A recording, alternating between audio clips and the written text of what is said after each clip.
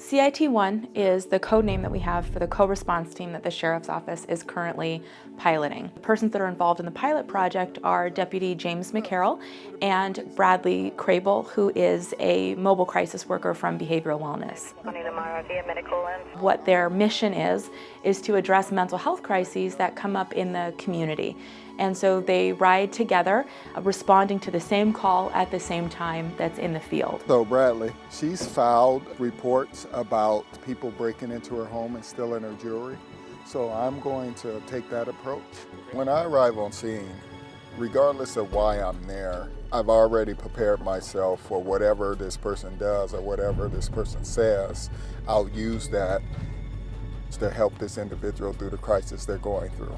We can be people that they can speak to, people that they can rely on if they're having tough times and they just need to talk to somebody. The benefit of having the co-response team is that when deputies arrive to the scene to assess the issue, the mobile crisis worker is there at the same time. So this allows the mobile crisis worker to evaluate the situation that's happening in the field in real time.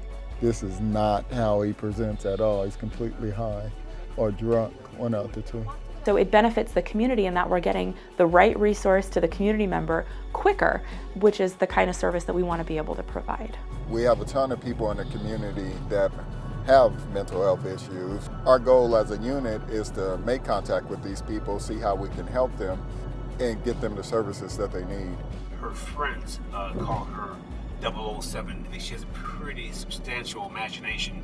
This is the kind of person that will call the station 20 times in a month asking for a deputy to come out. So we're trying to be proactive. Sometimes there's no services available for certain people because it can be something related to dementia, Alzheimer's. Sometimes people's mental health issues, I believe, could be brought on by just being lonely. This gate was open, and as you can see, it can be picked easily. There's multiple individuals. Do you believe they're working together, or are they just, okay. And this is a nationwide thing. Patrol can't just respond to the scene, listen to what she's saying and clear, because if there's any inkling of truth in what she's saying, then they have an obligation to try and conduct some type of follow-up. So us being here, we can clearly make the determination that what she's telling us is not true. How's your mother doing? What we try to do is figure out what the root of that problem is, but we can't really help her until we can get her into some type of treatment. So we have a mental health crisis. It's not unique to Santa Barbara, but in Santa Barbara County, we're certainly experiencing it. Several decades ago, there was a movement called deinstitutionalization. There were these big warehouses that were called treatment centers where persons with mental illness went to, and they weren't treated fairly, humanely. It wasn't a very ethical environment for them. Administrations in the past shut these centers down with the caveat that there would be more community centers opening for these folks to go and spend their time. The community centers never opened, and so folks with severe and persistent mental illness had no other place to go. So law enforcement became the de facto sort of social workers because the folks with mental illness were out on the street, the community was having more problems with them. Also with the increase in certain drugs that we're seeing more of, including methamphetamine, that's a drug that not only allows somebody to be psychotic when they're high, but somebody can become permanently psychotic if they use enough of the drug over an extended period of time.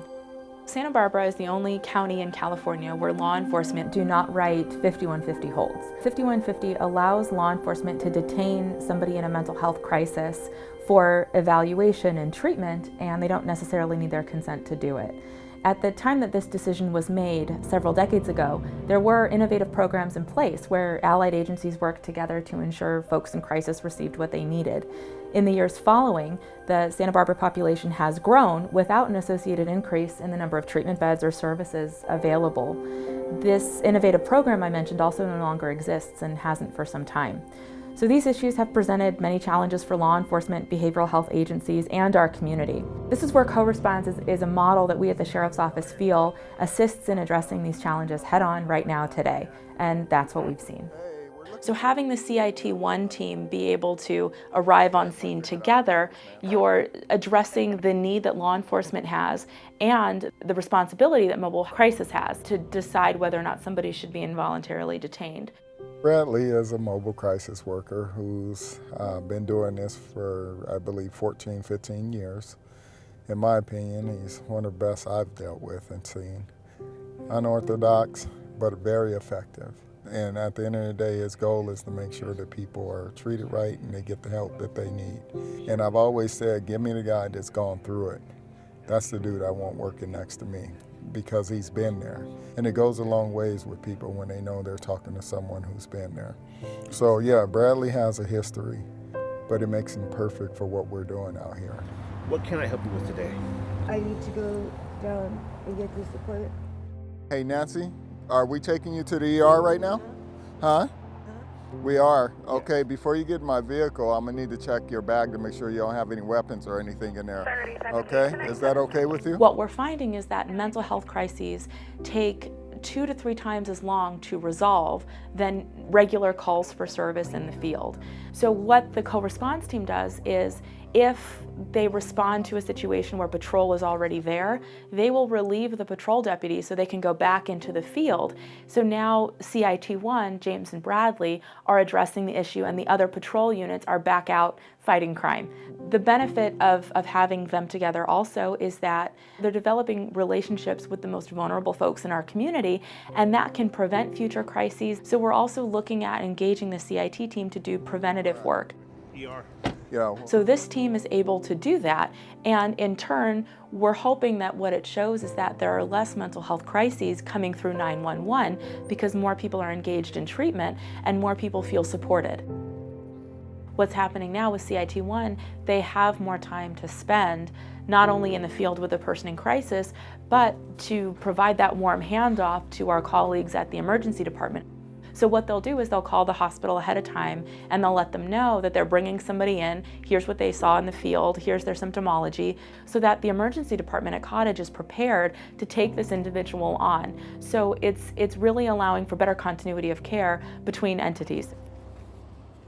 This team is following up on people who have been recently released from psychiatric hold, so from 5150s. If that person who was just released from the hospital is not following up with their appointments and is known to the team is checking on them. And most people with mental illnesses do not commit violence, but there are some that do, and there are some that have in our community. So basically we have a mentally disturbed young man that wrote kind of his accounts of things that are going on in his life, and also expressing his displeasure with his roommates.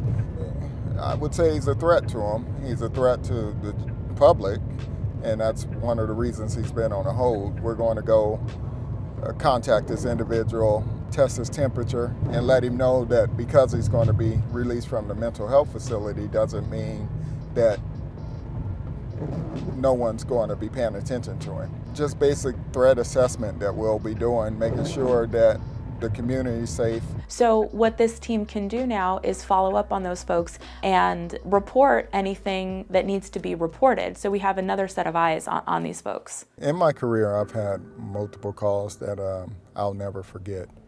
But the one that really gets me when I think about it is I had a young lady contact me, and she contacts me because her boyfriend is suicidal. He tells us that his plans of taking pills and swimming out to the islands didn't work out so well because it was cold, and he didn't bank on it being so cold. The subject went voluntarily for a mental health evaluation. All was good. I wrote a basic report up on it because of the concerns expressed by the girlfriend, and I went home on my days off. Well, he decided that it would be a good idea to not only take his life, but take his girlfriend's life. So naturally, having that mindset and being out here on the job, I gravitate towards helping people and dealing with people who are in crisis.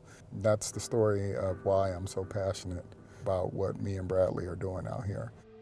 This team really is developing a new lens for looking at folks in crisis, and they're really receptive to that sort of training. You know, we've heard also great reports from deputies that they work with. They're noticing the change, and they feel calm and confident and comfortable when this team arrives to a scene and can take it over for them. We don't want to hold somebody involuntarily unless that's the absolute last option.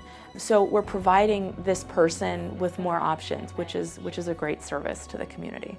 It's very rewarding when you can take a person who's been in crisis and get them the help that they need, because a lot of them may not even realize they need help, and for those who do, sometimes they don't know what resources are out there to help them, and I enjoy doing it.